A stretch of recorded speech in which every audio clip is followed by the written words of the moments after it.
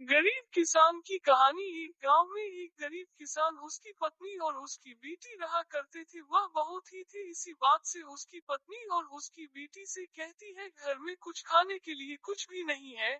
फिर उसकी पत्नी कहती है कि कुछ काम धंधा का लो। फिर उसकी बेटी कहती है कि मैं कुछ काम ढूंढना का लिए भर जाता हूँ। फिर वह आदमी घर से बाहर जाता है। रास्ते में उसकी एक आदमी से मुलाकात होती है। क्या बात है भाई, तुम कुछ परेशान लग रहे हो? अब भाई, परेशानी की तो बात है, मेरे घर में कुछ खाने को नहीं है और कुछ कम धंधा भी नहीं है और खाने को भी कुछ नहीं घर में। तुम एक कम करो, जसवंत सेठ के पास अपनी कहानी सुना देना, वह जरूर तुम्हें कुछ कम जरूर देगी। क्या सैकमीन अभी उसके पास जाता हन कहान हन कुछ लेने के लिए। उस आदमी की बात सुनकर वह सेठ के पास चला आता है। यस यू सेठ घर पहुंचता उसका बेटा और सेठ वहां हन खड़ा होता है। किसान तभी पूछता है, नमस्ते सेठ जी। अब भाई तुम कौन हो? सेठ जी, मुझे गोलू ने भेजा है, मैं बहू मुझे कुछ खाने को दो। तुमने कोई यहाँ पर देना वाला संजय हो? यहाँ से आए हो? जाओ रुको बेटा, इसकी मजबूरी है।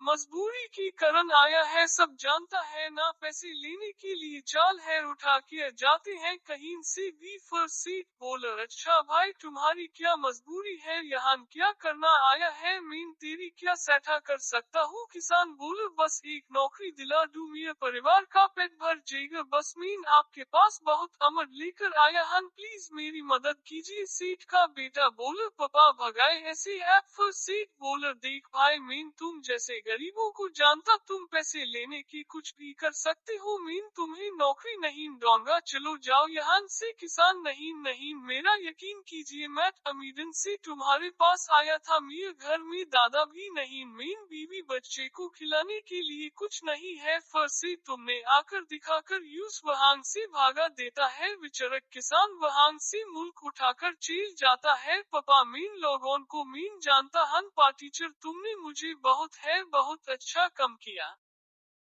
मम्मी पापा ने इतनी देर क्यों लगा दी? बेटा तेरे पापा कम ढूंढन गए हैं, कम ढूंढ कर वापस चेंज।